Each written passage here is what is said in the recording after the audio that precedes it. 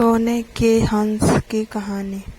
वाराणसी में कभी एक कर्तव्यनिष्ठ और शीलवान गृहस्थ रहा करता था। 3 बेटियां और एक पत्नी के साथ उसका एक छोटा सा घर संसार था, किंतु अल्प आयु में ही उसका निधन हो गया। मरणोपरांत उस गृहस्थी का पुनर्जन्म एक स्वर्ण हंस के रूप में हुआ। पूर्व जन्म के उपादान और संस्कार उसमें इतने प्रबल थे कि वह अपने मनुष्य योनि के घटनाक्रम और उनकी भाषा को विस्मृत नहीं कर पाया।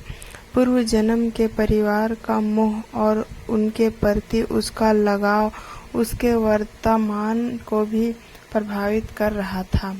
एक दिन वह अपने मोह के आवेश में आकर वाराणसी को उड़ चला और जहां उसकी पूर्व जन्म की पत्नी और 3 बेटियां रहा करती थी। घर के मुंडेर पर पहुंचकर जब उसने अपनी पत्नी और बेटियों को देखा तो उसका मन खिन्न हो उठा, क्योंकि उसके मरणोपरांत उसके परिवार की आर्थिक दशा दयनीय हो चुकी थी। उसकी पत्नी और बेटियां अब सुंदर वस्त्रों की जगह चिथड़ों में दिख रही थी।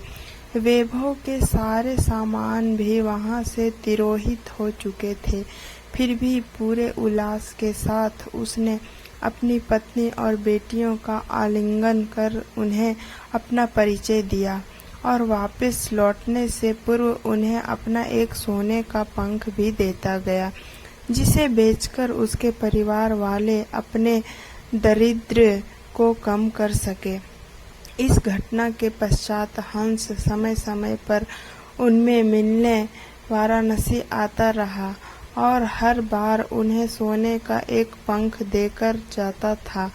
बेटियों तो हंस की दानशीलता से संतुष्ट थी, मगर उसकी पत्नी बड़ी ही लोभी प्रवृत्ति की थी। उसने सोचा क्यों ना वह उस हंस के सारे पंख निकालकर एक ही पल में धनी बन जाए। बेटियों को भी उसने अपने मन की बात कही, मगर उसकी बेटियों ने उसका कड़ा विरोध किया। अगली बार जब वह हंस वहां आया तो संयोगवश उसकी बेटियां वहां नहीं थी। उसकी पत्नी ने तब उसे बड़े प्यार से पुचकारते हुए अपने करीब बुलाया। नल प्रपंच के खेल से अनभिज्ञ वह हंस खुशी खुशी अपनी पत्नी के पास दौड़ता चला गया, मगर यह क्या, उसकी पत्नी ने बड़ी बेदर्दी से उसकी गर्दन पकड़ उसके सारे पंख एक ही झटके में नोच डाले और खून से लथपथ उसके शरीर को लकड़ी के एक पुराने में फेंक दिया।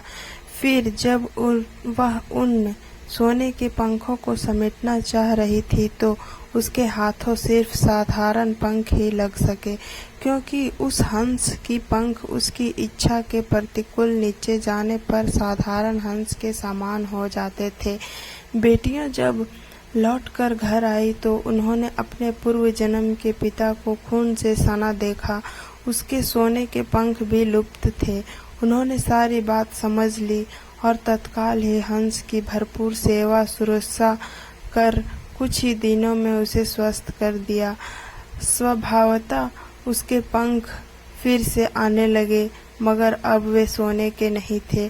जब हंस के पंख इतने निकल गए थे कि वह उड़ने के लिए समर्थ हो गया, तब वह उस घर से उड़ गया और कभी भी